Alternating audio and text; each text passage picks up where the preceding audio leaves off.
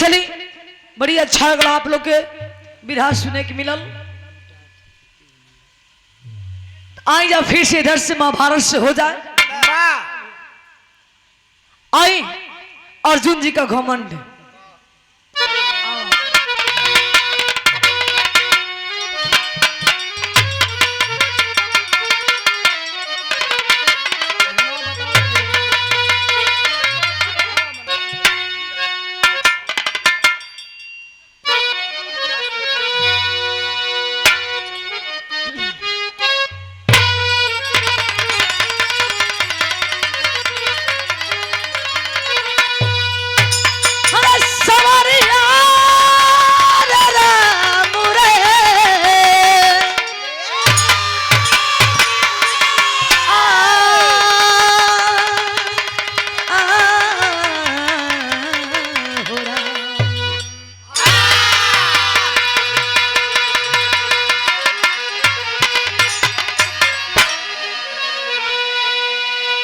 बड़ी सुंदर लाइन भूमिका के अंदाज है का।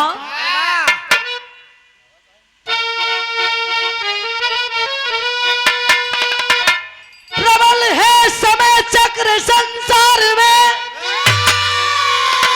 समय से कहीं रंग कसी छत्र बाधा,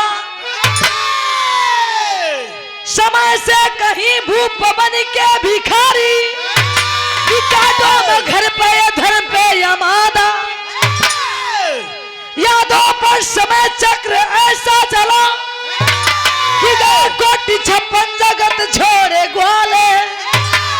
आखिरी समय में भी जन्नत चलूं, तब धनंजय से कहने लगे मुरली वाले।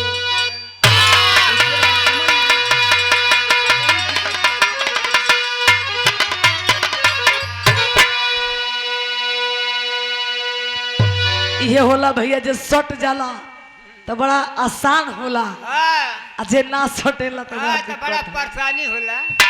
चलो भाई पहला बनाल बजाए। प्रबल है समय चक्र संसार में, समय से कहीं रंग सी छत्र बाधा, समय से कहीं भूप बन के भिखारी, विकाटों में घर धर्म पर हो आमादा। यादों पर समय चक्र ऐसा चला कि गए कोटि 56 जगत छोड़े ग्वाले। आहे पंचो देखे विधा का शीर्षक भाई यादों के संख्या कम क्यों, लेकिन कैसे तनी कवाली का भावा।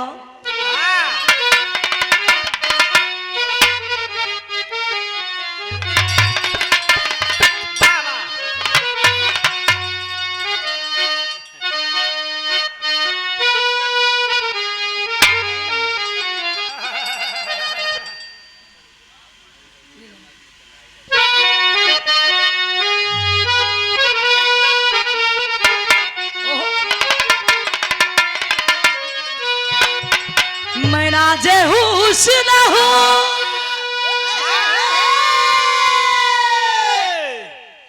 खनो आशिक माशबाश कहे, खनो प्रेमी ना प्रेमिका से कहे, लेकिन इन्हें देखे हीरोइन अपना हीरो से कहे। क्या कहे? मैं ना जे होश न हो तू मेरे एहतराम करो, होश न हो तू मेरा एहतराम करो। जवानी मेरा मुझे सलाम करो, जवानी नाम है मेरा मुझे सलाम करो, जवानी नाम है मेरा,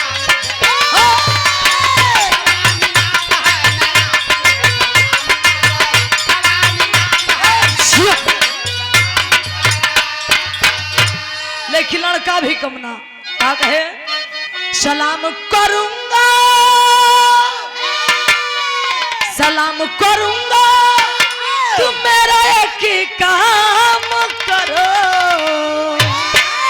ऐसा सलाम करूंगा, तुम मेरा एक ही काम करो। अपनी मस्त जवानी हमारे नाम करो।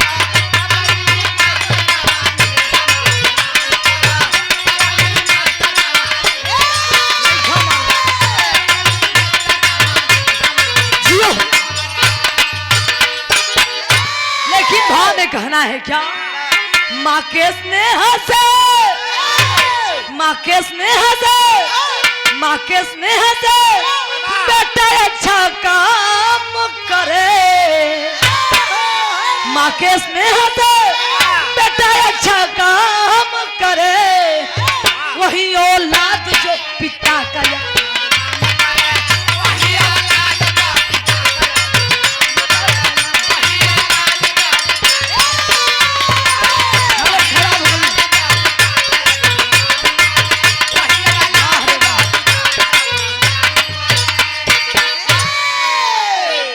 बाबू देखे पंचो ई कहानी कब के बा कैसन बा कहवा के है। देखे जब कृष्ण भगवान के बहेलिया जब तालू में बाण मार दे लोग, वही समय के बहावा दोहा के अंदाज कहना है का?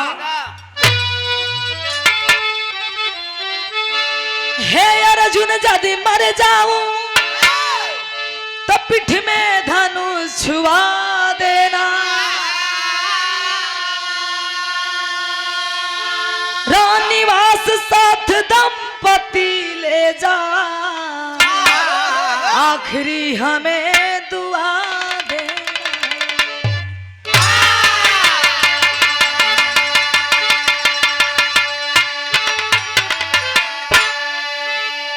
अहे बाबू देखे भैया हो, कृष्ण भगवान अर्जुन जी से कहे, अरे हमने रागन ही पीछे से तमाम भैया बाबू लोग को बहुत बहुत नमस्कार प्रणाम।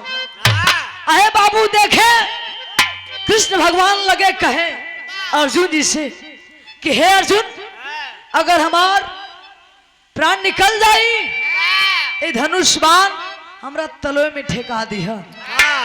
अहे बाबू लेकिन हुआ क्या? अब अर्जुन जी पूरा धन संपत्ति लेकर के चललन हस्तिनापुर में, तो होत का बतनी कहना है का?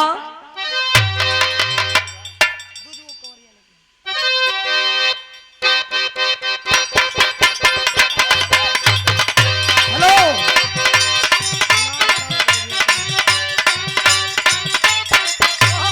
जियो लाल,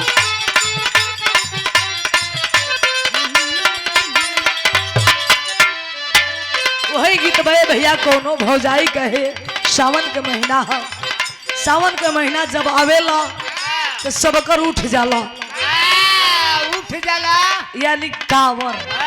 तो भक्सावन काहे बोलत लो? तू भक्सावन सोचबे करेला कैसे कहे? दूध हम लास्ट खाली 3 गो पत्ती लगाई,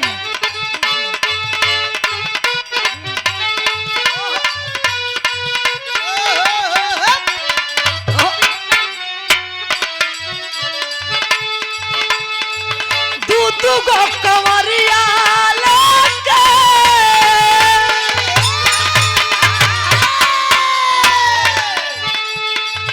दू गो कंवरिया लेके चल भंडहरिया ए राम देवा, ए राम देवा, ए राम देवा रुके कपार ये राम देवा रुके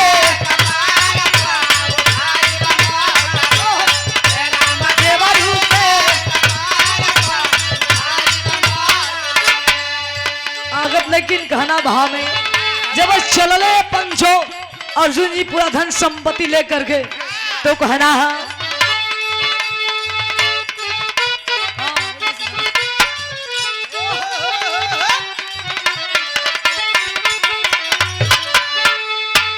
धनया सबाब लेके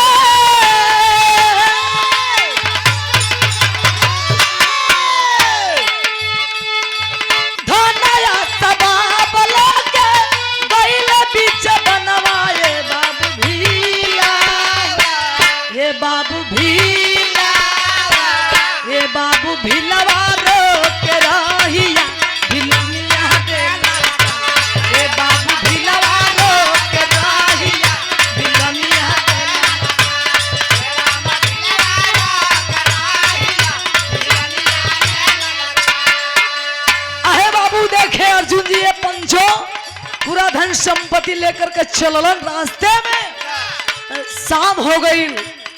जब शाम भइल तब भील और भिलनी लोग जंगल में अर्जुन जी के घेर लेली। आ कैली का लेके मुसरा झाड़ू हो सारा कुदारी हो।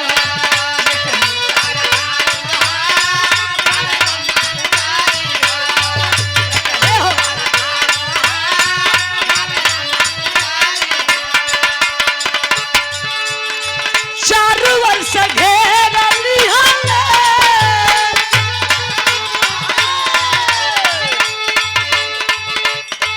चारू वर्ष घेरली हले भील के ललनवा ए बाबू भीलावा ए बाबू भीलावा ए बाबू भीलवा रोक रहिया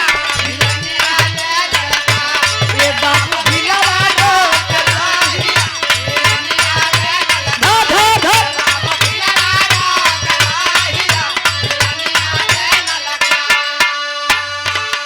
अहे बाबू देखे अर्जुन जी पंजो।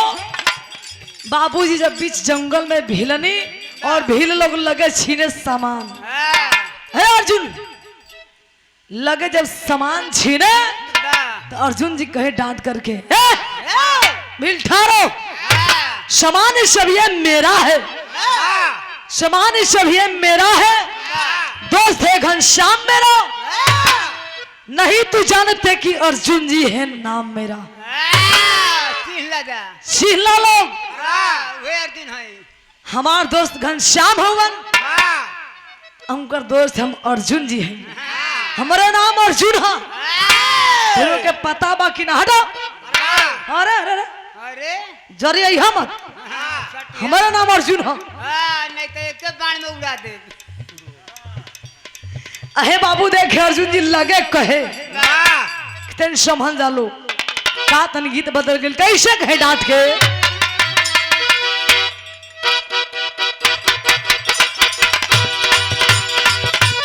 ओहो जियो पट्टे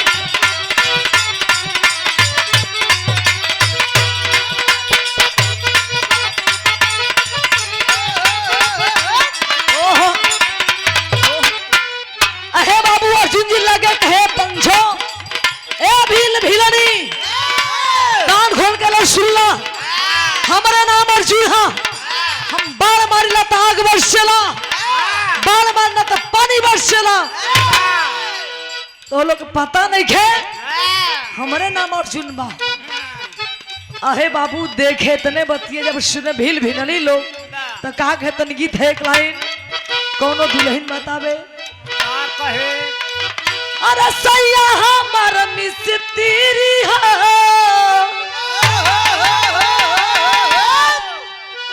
वाह मिस्त्री, वाह रे तोर सैया मिस्त्री। ये तो सोचे वाली बात है भैया, वो कौन सी का मिस्त्री रहलो ना हम नहीं जाना। होल करे लेकिन हम कहला कोनो दूगो सखी बारी अपने वार्तालाप कैली कोह तरीका। अरे शिव जी के पूजली कुवार में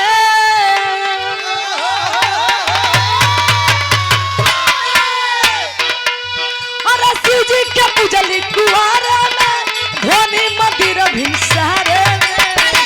ये सखी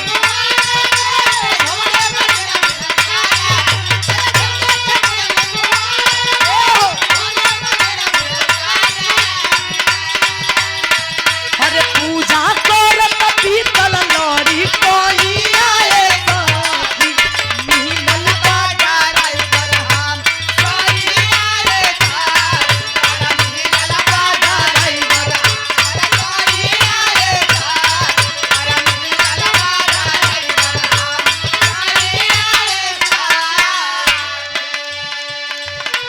लेकिन अब देखे कैले लोग लगे कहे भील भीलनी लोग कि तोहरे नाम अर्जुन है। अच्छा तो हमनी का तारा के कोहिए से खोजत रोनी हो, आज तू भेटा गई लो। तोहरे नाम अर्जुन है ओ तू ही अर्जुन हवा। तो तोहरा नाम सुनले ही जा हमनी का याद है का कहे कोल भी लोग। अरे गजी सकल भिल बोला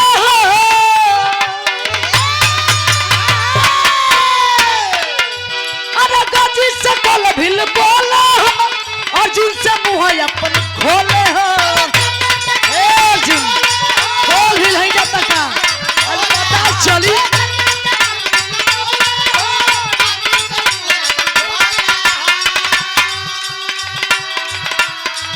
अरे बोला कहाँ कोइला पीरा ताई आए ही ताई कहाँ कोइला धर्म लड़ाई आए ही कहाँ कोइला धर्म लड़ाई आए ही यही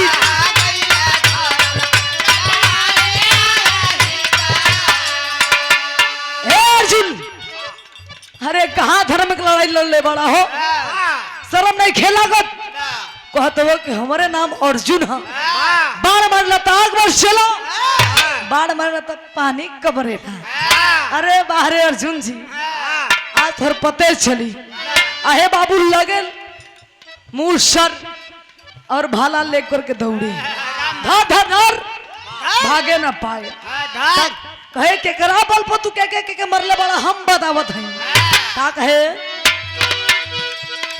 शिखंडी के बल पर भीष्म के संहारला न तो तोहरा का हिम्मत रहल तोहरा का हिम्मत रहल हो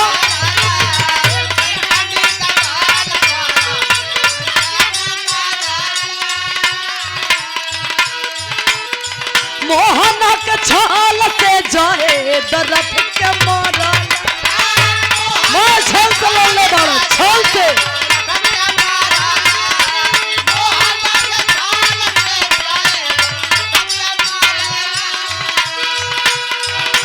कैला धोखा बाजी हर भाई आए ही ताऊ कहाँ कैला धर्म लड़ाई आए ही ताऊ कहाँ कैला धर्म के लड़ाई आए ही ताऊ कहाँ कैला धर्म लड़ाई आए ही अर्जुन शर्म नहीं खेला गत अरे हर जगह तू छलबाजी कैले बड़ा चैटिंग बाजी कैले बड़ा शिखंडी के बल पर अरे शेर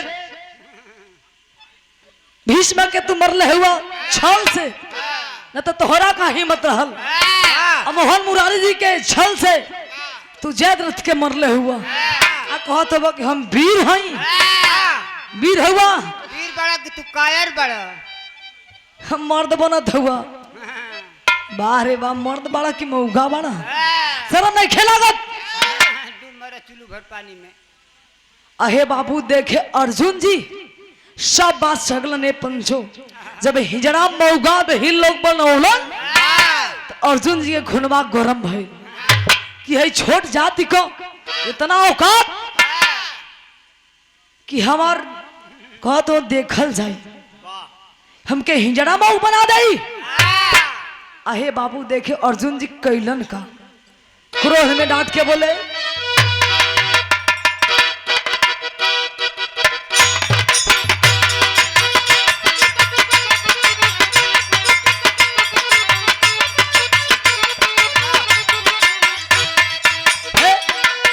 वही धुना अरे खालू तिरंगा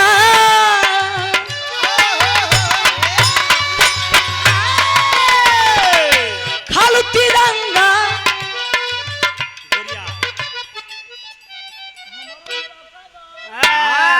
हम उधर बड़ा हम इधर हैं ध्यान किधर है माना थे भैया 15 दिन लई बहरे बाड़ो एक मतलब ही ना भाई ड्यूटी जे ड्यूटी तिरपट नहीं न भैया फुसला वाले काम नहीं का भी लोग लगे कहे आज पता चली अरे दूसरा के बल पर कितना दिन कोई कूदी का अरे दूसरा के बलवा पर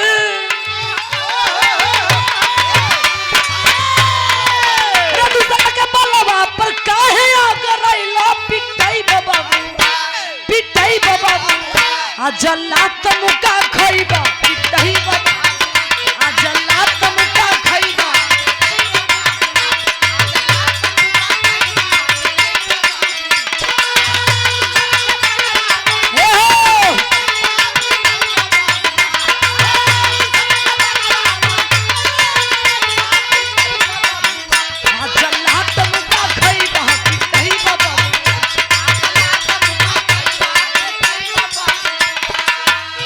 समय से गइल तू आज भेटाई अरे देखल जाई तोहार वीरताई लेकिन अरे रब ना देखावा ऐठा मत तर कुल गर्मी झर जाई कहे भी लोग अर्जुन जी ऐठा मत तुम्हार गर्मी झरी आज हाँ अरे रब ना देखावा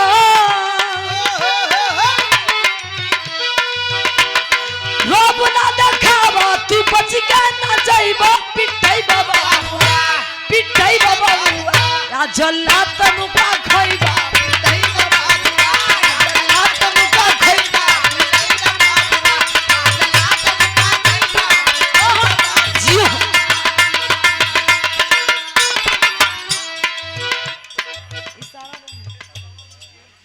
हम बुझात हैं तुम्हार अहे बाबू देखे ये पंचो भी लोग ललकार देलन कि आज तो बच्ची जीव नहीं कितना तू बच के जाला लेकिन बचबा नहीं अहे बाबू लेकिन हुआ क्या एंटेरी के भाव में कहना है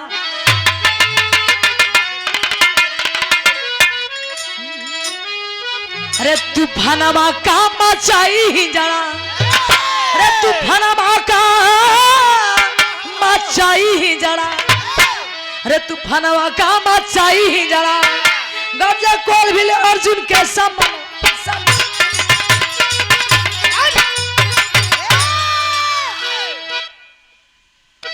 अर्जुन जी के जब हिजड़ा मऊ सब कुछ बनाए दिले कोल भील तो अर्जुन जी सोचत हो कि बाप रे बाप हई देखा अब हाथ पार होता पानी अब नाकी के ऊपर जाए लागल अब दवाई देवे के पड़ी बाबू देखे अर्जुन जी कैलन का क्रोध में उठोलन तीर धनुष तो बीरस के भाव लगल का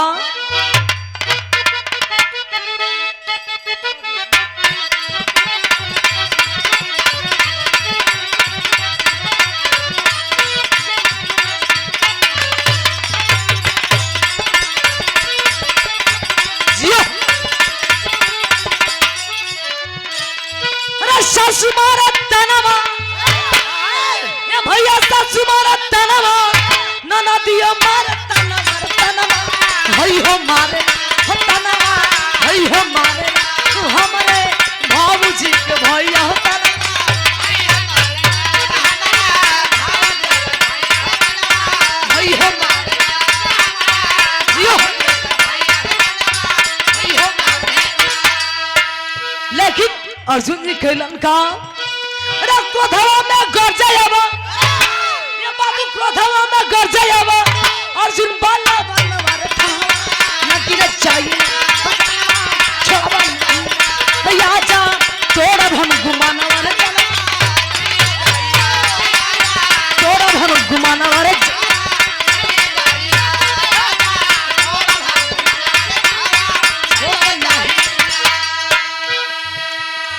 बनावा उठाई ले अर्जुन भला करिया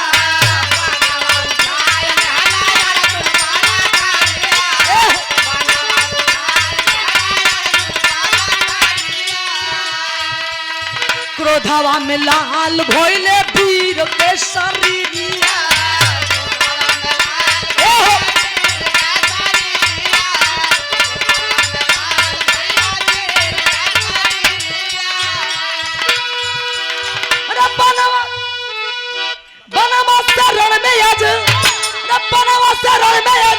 मचा दे तूफान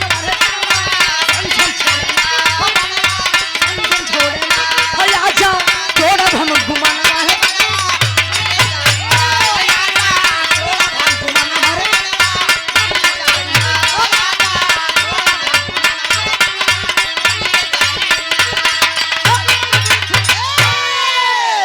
अहे बाबू देखे पंचो अर्जुन जी धनुष बाण उठोलन ए भैया क्रोध में लाल हुवन जब धनुष बाण उठा के जब ही मारे के कोशिश कैलन ए भैया कृष्ण भगवान तो धनुष बाण का शक्ति ले गए रहलन यानी बाण शक्तिहीन हो गए रहल अब अर्जुन जी सोचत हन बाप रे बाप ओ जे उनकर शक्ति चूर हो गई घमंड चूर हो गई जौना ता में उठौला धनुष बाण ए भैया रे काम कर गए काम ना कैलस तो देखे कैले कालू भिलनी लोग चुटकी बजा करके पूरा सामान अर्जुन जी के छीन ले लो आ छीन करके अब अर्जुन जी मुंह लटका ले लो अब नहीं ठमा मुंह लटकवले बड़ा वीर बनता है। आहे पंच मुंह लटका करके अर्जुन जी यही तरह पहुंचो थे ना जब पहुंचल तो होत कहा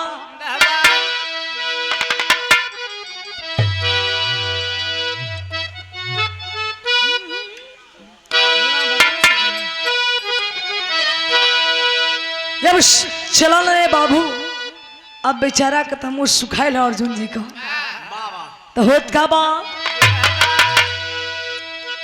वही गीत बा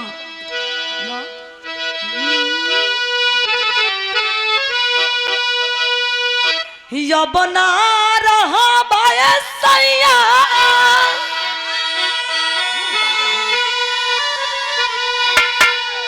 या बना रहा बायसैया माटी के घर में पक वही दिल्ली शहर में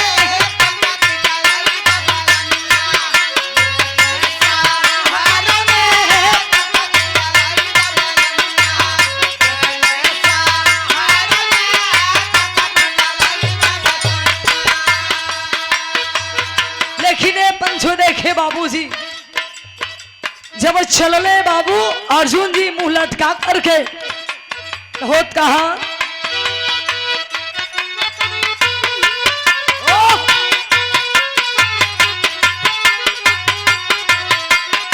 गोकुला में जब चल हेलन कि अब का करी सुन के खबरिया रोवे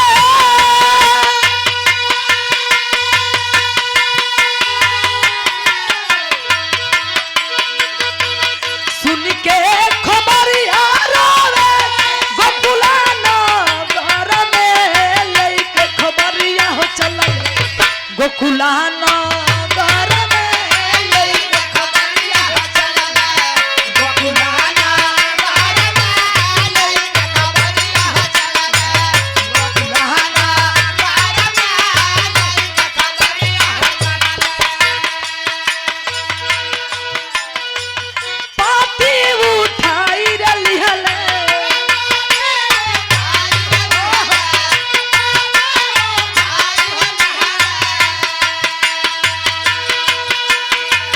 गल से लगाई रली हले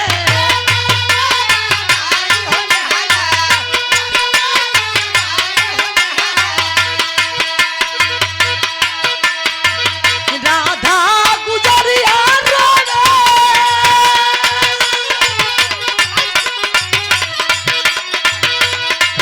राधा गुजरिया रोवे यस भर नजर में लेके खबरिया हो चल गोकुला नगर में लेके खबरिया हो चल गोकुला नगर में लेके खबरिया हो चल गोकुला नगर में लेके खबरिया हो चल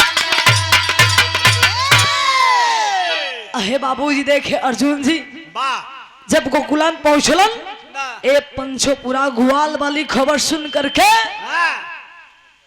ए भैया जितना गर्भवती महिला लोग रहली कृष्ण भगवान के वियोग में ए पंचो अपन प्राण त्याग देली जितना गर्भवती महिला रहली वो लोग के छोड़ करके जितना गोपी लोग रहले कृष्ण भगवान के वियोग में बाबूजी अपन प्राण त्याग दिले लोग लेकिन ये पंचो देखे जहां जो लोग मर रहलन तो उलझान लसिया जहां फुकायल वो जगहिया का नाम का परल विधा के आखिरी भाव में कहना है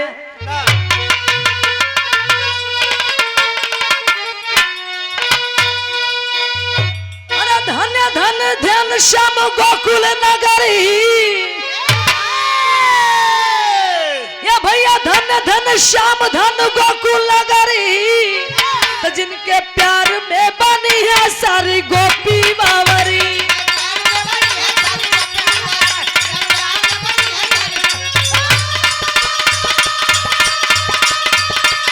जियो बटे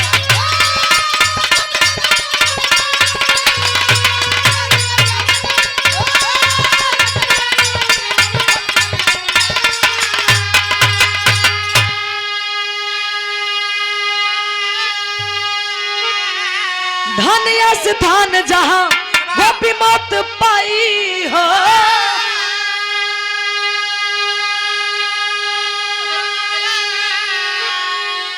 लेके रजभाल पर तिलक लगाई हो।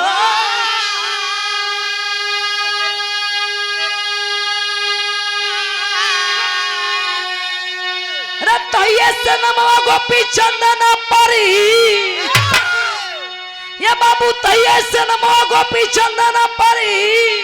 तो जिनके प्यार में बनी है सारी गोपी बावरी।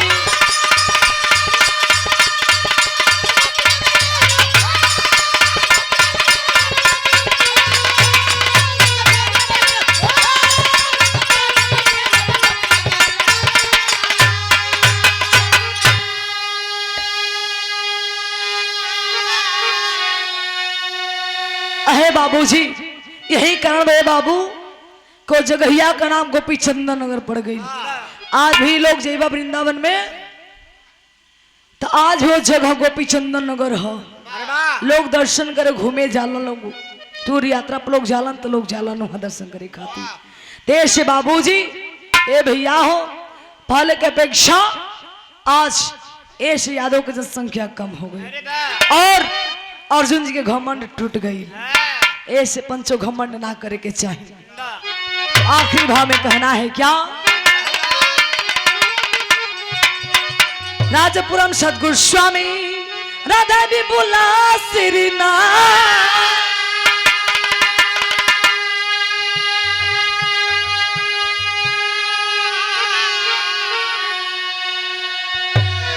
अरे कथन करा कभी दादा गुरु जी परशुराम है साथ हो।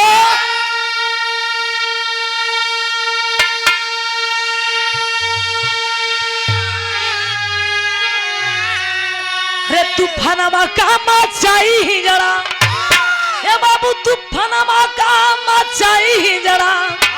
तलखनी परशुराम के लक्ष्मी का वेली गनवा तूफानमा काम चाहिए जरा।